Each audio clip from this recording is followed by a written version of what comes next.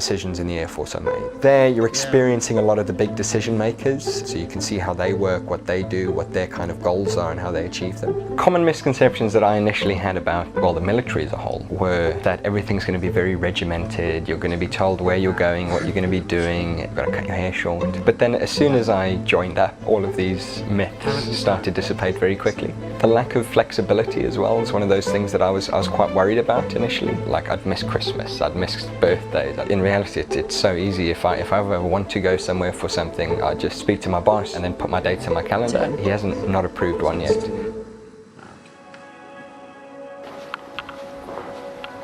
There's all these traditions, like you can either applaud or you can knock on the table. So it comes from back in the day, Lord Nelson, when he lost his arm. He wanted to make him feel better rather than applaud him and tap on the table. It's just like that.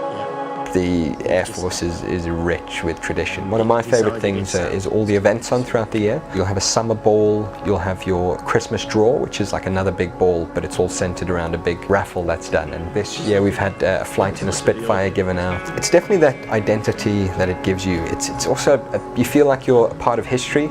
It's amazing, and I really love it. For me, work-life balance here is absolutely incredible. Compared to other jobs I've had in the past, it's almost like being back at university. Because there are so many young people in their 20s living together, there's a bar on site. Most of the time, I'll finish work, I'll go train, I'll go for dinner, and then I'll go sit in the bar with a lot of my friends. I have a dog as well, so there's a little community that we've started here, which are for all the dog owners. We go walk our dogs together, we let them play. There's so many different clubs and organisations and things to do. You can even start flying, you can join the rugby teams, golf teams, all things like that. The things I know now compared to what I didn't know before when it comes to starting the RAF, well, there's actually an awful lot. When it comes to flexibility, I can talk to my career manager, I can explain to them where I want to push my career. One of the big fields opening up now is in cyber. There are plenty of roles available in there, and if I wanted to, I can speak to my boss and say, look, this is the way I want to push my career. And they generally would really help you do that. Because if you're happy, you're going to be motivated, you're going to stay around longer, and you're going to have a motivated, happy workforce. So generally, everyone works for each other. Everyone wants everyone to be happy and to perform the best they can.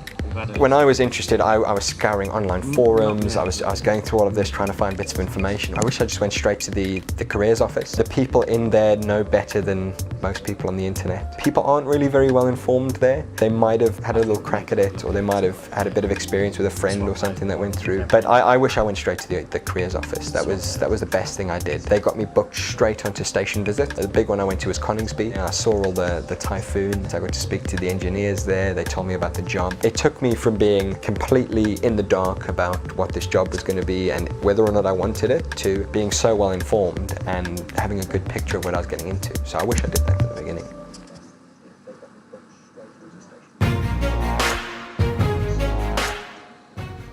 Being in the RAF can be like being in one big family. It's a huge opportunity to meet people from all over the globe and make friends for life. Let's meet some of our personnel and find out what inspired them to join up and how they took that first step to apply.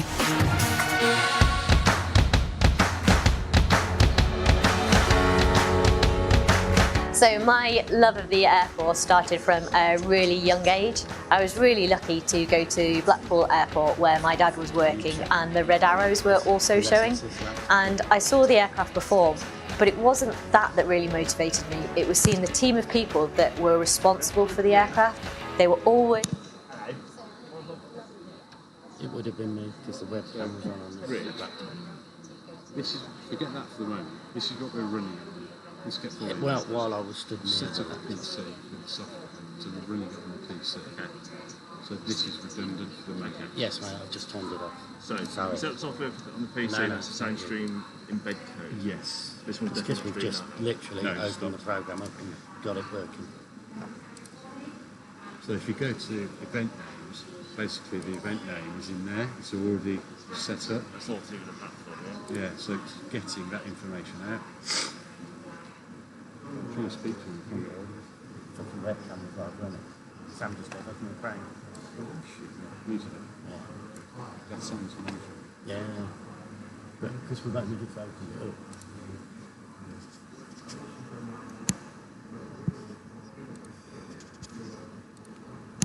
We're not worried about power usage, are we, Rich? That's fine then. This is running massively lower than what on here. Oh, it's okay now. It's just power usage. I didn't have my glasses on. Power usage is very high, but it's running at 13%. It's at 71. Yeah, that's an efficiency thing on there. It's just saying it's going to flatten your battery. Yeah.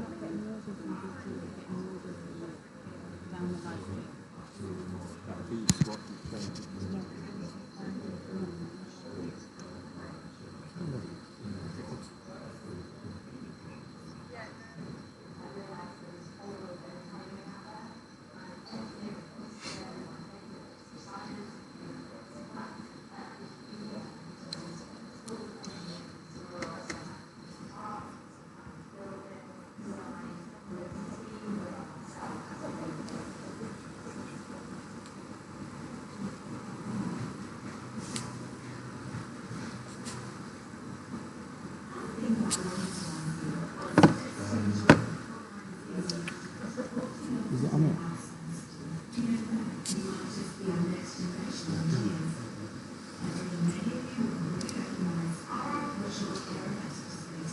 So it just needs to be on.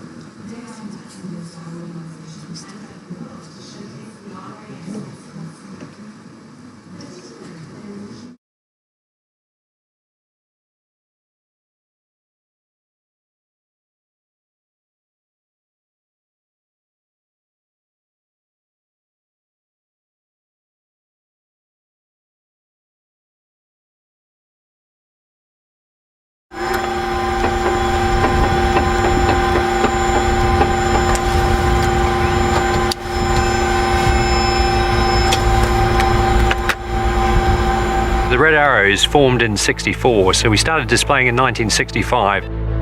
We started off as a 7-ship display team, and then within 3 years, 68, it went to a 9-ship, and now we're into our 55th season. When we go overseas on a big tour like the North American tour, this is showcasing the best of British, so we are ambassadors, we're flying the flag for Great Britain. Being in the Red Arrows sums up everything that is great about a full-service career, especially as a fast jet pilot. We get to fly these beautiful aircraft, and whilst they're getting on for about 30 years old, they handle like a little sports car. Trust is the one key word that binds the whole team together, be it the 9 pilots displaying on a day-to-day basis, the engineers here who are making these aircraft airworthy. Some of the unsung heroes of the team are the ones that don't even get seen. People like the dye team, who pump the smoke into the aircraft, and they've got such simple yet effective engineering methods, like listening for the smoke valves clattering inside the dye pod, filling it with the 5 minutes of white and the 1 minute of red and 1 minute of blue smoke that make up that iconic part of our display. Getting ready and preparing as a team is one of the most important parts of the display, about getting into that mission bubble, that sacrosanct period of time. It's a very well-defined period where we will all kit up together in the corridor, and then we all walk out together as a team, ready to start that choreographed display right on the second that I ask for the engines to start. Good morning, we've got 9 aircraft requesting start. Red Arrow startup approved, runway 22 right hand, QFE 1009. I use my voice as an inflection tool for the rest of the pilots. So sometimes I can quite smoothly and calmly tell them that I'm about to pull up, and on that pulling up command, they will go with me.